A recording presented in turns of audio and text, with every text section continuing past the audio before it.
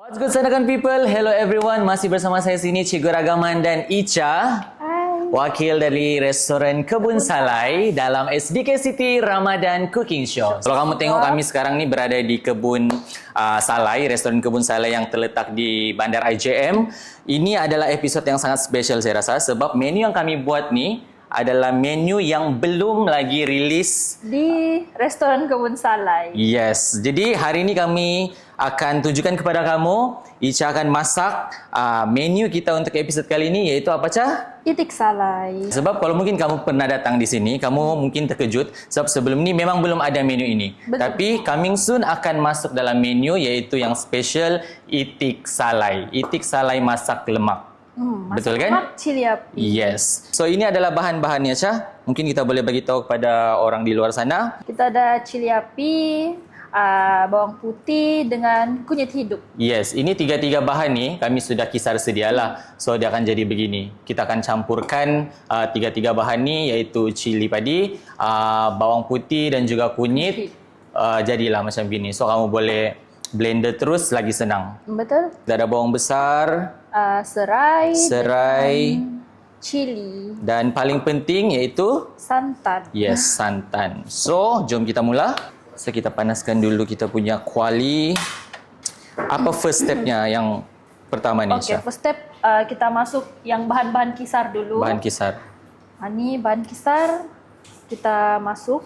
Kita tidak tumis guna minyak sebab kita mau kasih kurang sedikit tu penggunaan minyak. Ya. Supaya Sebab dia selalunya tidak orang akan terlampau. letak minyak Ya, dulu baru betul. tumis kan? Betul. Kita tumis saja.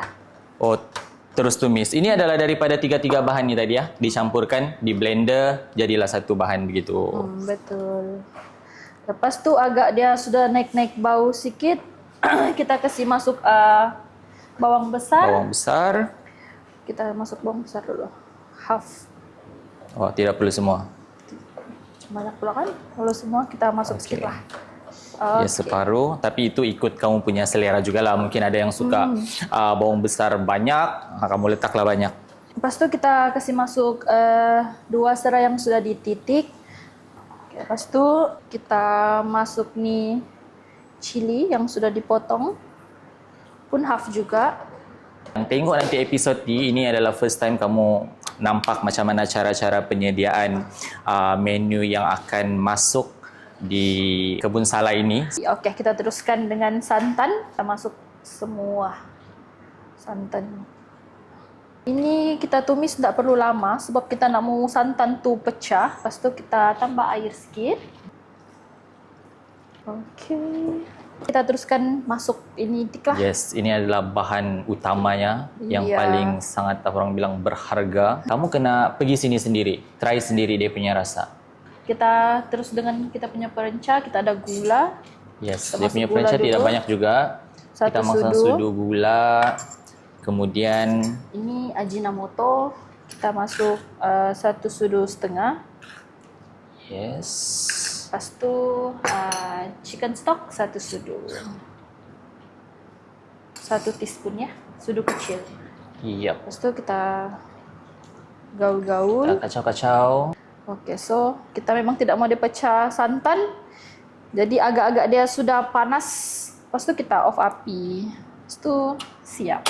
Yes, sangat simple. Cuma yang specialnya ni dia di salai. Mungkin masa untuk salai itu dia ambil masa sikit. Tapi tidak bolehlah kami tunjuk tengah salai itik tu pula dalam video ni kan. Mungkin kita sampai jam 3 subuh kali kita baru kita siap di sini. Betul, sebab untuk salai itu dia ambil masa berjam. Yes. Memang lama.